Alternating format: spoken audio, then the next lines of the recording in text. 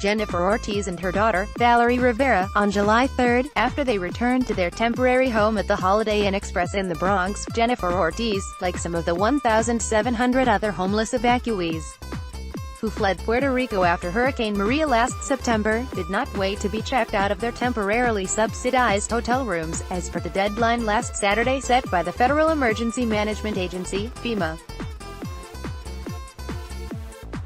She vacated her double room last Friday in New York without knowing where she and her kids were going to sleep next.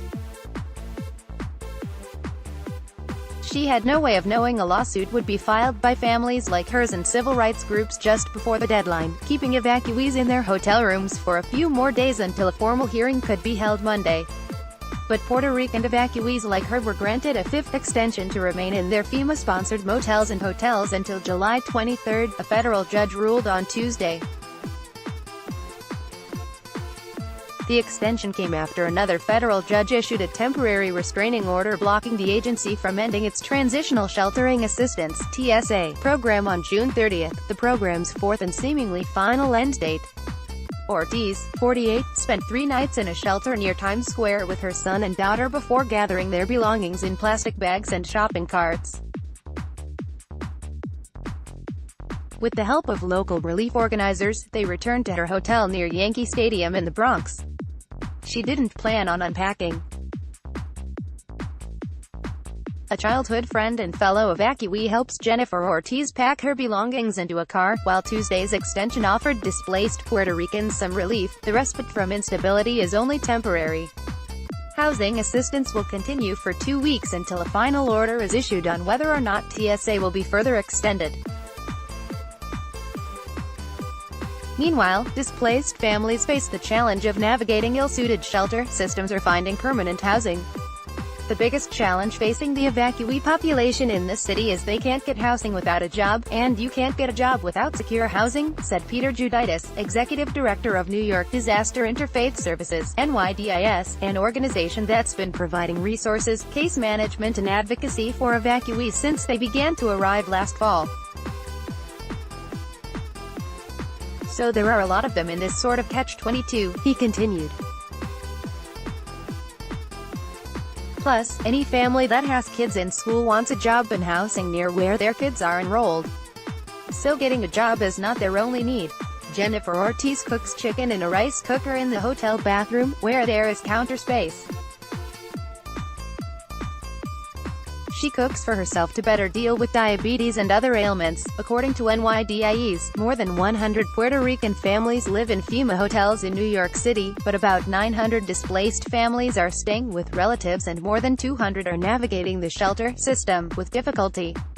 Those in TSA shelters are not chronically homeless people that are used to living on public assistance, said Juditis. These displaced people were homeowners and renters in Puerto Rico.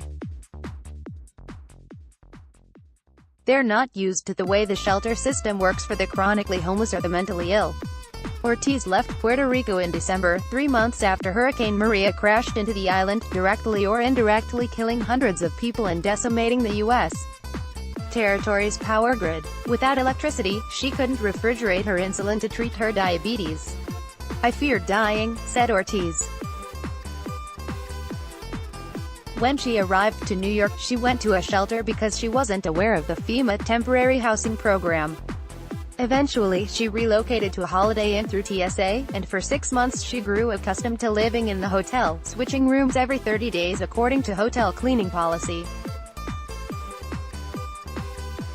Jennifer Ortiz takes 14 different medications daily. While deadlines for leaving the hotel approached and were extended, Ortiz made a home for herself and her children, cooking complete meals from a rice cooker in her bathroom and baking flan in her microwave.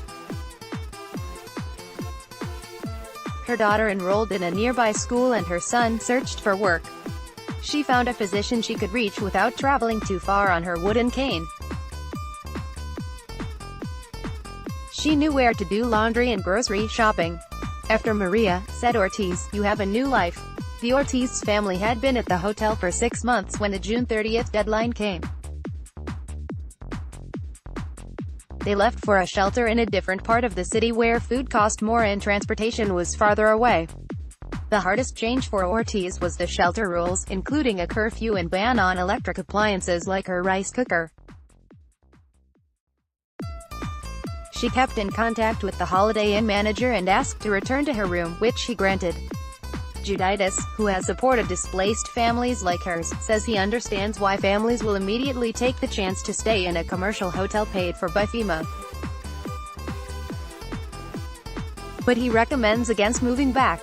It's really like kicking the can down the road for themselves, and they're restarting their clock, explained Juditas. Leaving the hotel actually delays some of the entitlements you're able to access when you're in the shelter system. Back in a familiar place, Ortiz admitted that she questions if leaving Puerto Rico was the right decision. Her daughter was bullied in the nearby school and her son doesn't speak English. In the near future, Ortiz said she wants to get a job to give her kids a stable life.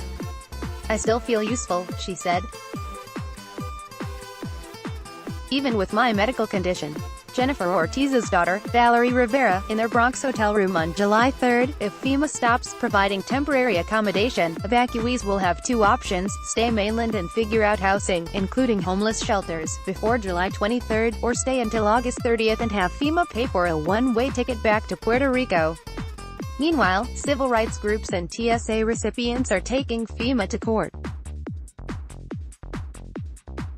"What we're asking for is what is fair," said Kira Romero-Kraft, managing attorney of Latino Justice PRLDEF, the national civil rights organization that filed the lawsuit against FEMA. "Families that are fighting for TSA are families that are fighting for their rights. It's nothing that hasn't already been extended for others who have faced similar instances.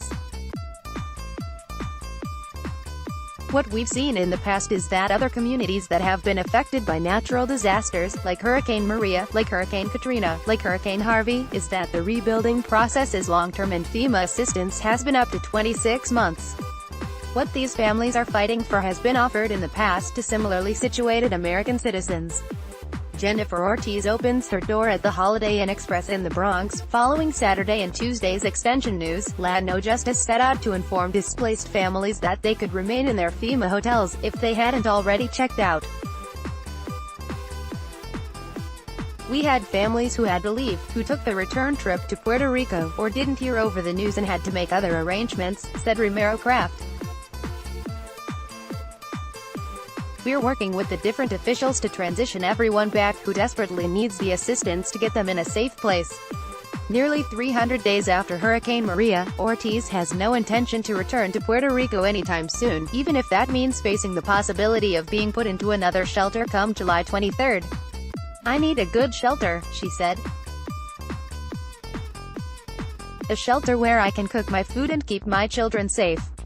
More from Yahoo News. SCOT U.S. pick should be grilled about Mueller probe. Top Dem strategist Iran's movement against forced hijab goes viral. Harry Reid's machine may help Democrats take the Senate. How Trump weaponized fake news and changed the rules for fact-checkers. Supreme Court fight Royals. Key North Dakota Senate race photos. Soccer team lost for 10 days in cave in Thailand have been located. This post was originally published on Yahoo News. Download